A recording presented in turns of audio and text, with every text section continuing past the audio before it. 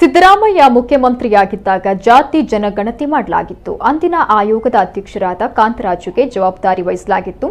ಆ ಅವಧಿಯಲ್ಲಿ ಜಾತಿ ಗಣತಿ ಪೂರ್ಣಗೊಂಡು ವರದಿ ಸಿದ್ಧವಾಗಿತ್ತು. ಜಾತಿ ಜನಗಣತಿ ವರದಿ ಬಿಡುಗಡೆಗೆ ನಾವು ಆಗ್ರಹಿಸಿದ್ವಿ.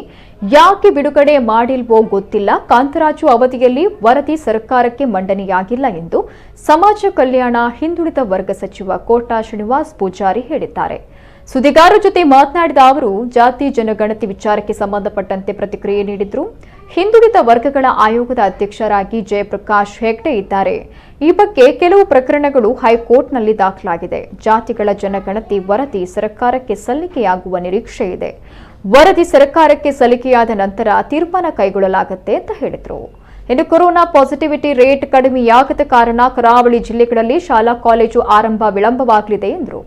ಜನಾಶೀರ್ವಾದ ಯಾತ್ರೆಯಲ್ಲ, ಜನದ್ರೋಹ ಯಾತ್ರೆ ಎಂಬ ಉಗ್ರಪ್ಪ ಹೇಳಿಕೆಗೆ ತಿರುಗೇಟು ನೀಡಿದ ಕೋಟಾ, ಉಗ್ರಪ್ಪನವರು ಅವರದ್ದೇ ರೀತಿಯಲ್ಲಿ ವಿಮರ್ಶೆ ಮಾಡ್ತಿದ್ದಾರೆ. ಉಗ್ರಪ್ಪನವರು ಸೇರಿದಂತೆ ಕೆಲ ಮುಖಂಡರು ಕಾಲಕಾಲಕ್ಕೆ ಸರ್ಟಿಫಿಕೇಟ್ ಕೊಡ್ತಿದ್ದಾರೆ. ಎಲ್ಲರ ಭಾವನೆ ಎಂದು ನಾವು ಅರ್ಥ ಮಾಡಿಕೊಂಡಿದ್ದೇವೆ. ನಮ್ಮದು ಜನಾಶೀರ್ವಾದ ಇರುವ ಸರ್ಕಾರ ಎಂದರು. ಹಿಂದಿನ ಮುಖ್ಯಮಂತ್ರಿಗಳಾಗಿರುವಂತಹ ಸನ್ಮಾನ್ಯ ಸಿದ್ದರಾಮಯ್ಯನವರು ಜಾತಿ ಜನಗಣತಿಯ ಬಗ್ಗೆ ಅವತ್ತಿನ ಹಿಂದುಳಿದ ವರ್ಗದ ಆಯೋಗದ ಅಧ್ಯಕ್ಷರಾಗಿರುವಂಥ ಕಾಂತರಾಜರಿಗೆ ಜವಾಬ್ದಾರಿಯನ್ನು ಕೊಟ್ಟು ಹಣವನ್ನು ಬಿಡುಗಡೆ ಮಾಡಿರ್ತಾರೆ. ಬಹುತೇಕ ಅವರ ಅವಧಿಯಲ್ಲೇ ಆ ಜಾತಿ ಜನಗಣತಿ ಅರ್ಥಾತ್ ಆರ್ಥಿಕ ಜನಗಣತಿ ಮುಗಿದು ವರದಿಗಳು ಸಿದ್ಧವಾಗುತ್ತೆ. ಆ ಸಂದರ್ಭದಲ್ಲಿ ನಾನು ಕೂಡ ವಿಧಾನ ಪರಿಷತ್ತಿನಲ್ಲಿ ಜಾತಿ ಜನಗಣತಿ ಸಿದ್ಧವಾಗಿದೆ, ಬಿಡುಗಡೆ ಮಾಡಬೇಕು ಅಂತೇಳಿ ಅಂದಿನ ಸರ್ಕಾರಕ್ಕೆ ಆಗ್ರಹವನ್ನು ಕೂಡ ಮಾಡಿದ್ದೇನೆ. ಅವತ್ತು ಅವ್ರು ಯಾಕೆ ಬಿಡುಗಡೆ ಮಾಡಿಲ್ವೋ ನನಗೆ ಗೊತ್ತಿರಲಿಲ್ಲ. ನಮ್ಮ ಒತ್ತಾಯ ಆಗಲೂ ಇತ್ತು. ಇವಾಗಲೂ ನಮ್ಮಲ್ಲೇನು ಗೊಂದಲಗಳಿಲ್ಲ.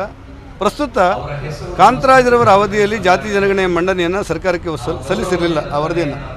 ಪ್ರಸ್ತುತ ಇವತ್ತು ಹಿಂದುಳಿದ ವರ್ಗದ ಆಯೋಗದ ಅಧ್ಯಕ್ಷರಾಗಿ ಜಯಪ್ರಕಾಶ್ ಹೆಗ್ಡೆಯವರು ಅಧ್ಯಕ್ಷರಾಗಿ ಕರ್ತವ್ಯವನ್ನು ನಿರ್ವಹಿಸ್ತಾ ಇದ್ದಾರೆ.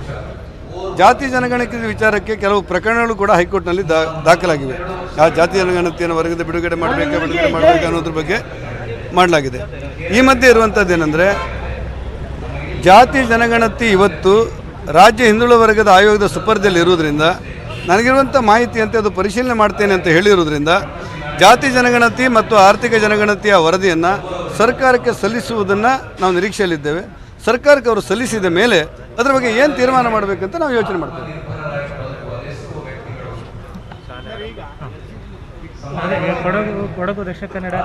ಕೊಡಗು, ದಕ್ಷಿಣ ಕನ್ನಡ ಮತ್ತು ಉಡುಪಿ ಜಿಲ್ಲೆ ಪಾಸಿಟಿವ್ ಪರ್ಸೆಂಟ್ 2.5% ಜಾಸ್ತಿ ಇದೆ ಅನ್ನುವ ಕಾರಣಕ್ಕೋಸ್ಕರ ಶಾಲೆ ಪ್ರಾರಂಭ ಮಾಡಿರಲಿಲ್ಲ.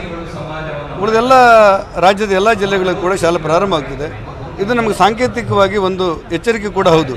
ಹಾಗಾಗಿ ನಮ್ಮ ಕೋವಿಡ್-19 ಗೈಡ್ಲೈನನ್ನು ಗಟ್ಟಿಗೊಳಿಸಿ ಈ ಪಾಸಿಟಿವ್ ರೇಟನ್ನು ಆದಷ್ಟು ಬೇಗ ಕಡಿಮೆ ಮಾಡಿ ಶಾಲೆಯನ್ನು ಪ್ರಾರಂಭ ಮಾಡಲಿಕ್ಕೆ ನಾವು ಆಸಕ್ತಿಯಿಂದಿದ್ದೇವೆ.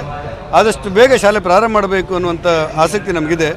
ಆದರೆ ಕೋವಿಡ್-19 ಗೈಡ್ಲೈನನ್ನು ಬಿಟ್ಟುಕೊಳ್ತೇವೆ ಮತ್ತು ಪಾಸಿಟಿವ್ ರೇಟನ್ನು ಆದಷ್ಟು ಗಟ್ಟಿಯಾಗಿ ಕಡಿಮೆ ಮಾಡುವಂಥ ಹಂತಕ್ಕೆ ನಾವು ನಮ್ಮ ಎಲ್ಲ ಆಡಳಿತವನ್ನು ತರ್ತೇವೆ.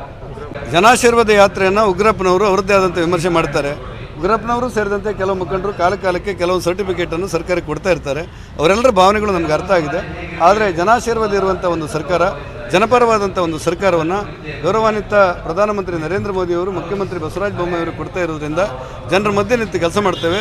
ಜನರ ಸಮಸ್ಯೆಗಳೇನಂತ ಕೇಳ್ತೇವೆ, ಜನರ ಸಮಸ್ಯೆಗಳನ್ನು ಪರಿಹಾರ ಮಾಡ್ತೇವೆ. ಇನ್ನೊಮ್ಮೆ ಕರ್ನಾಟಕದಲ್ಲಿ ಮತ್ತೆ ಅಧಿಕಾರಕ್ಕೆ ಬರ್ತೇವೆ.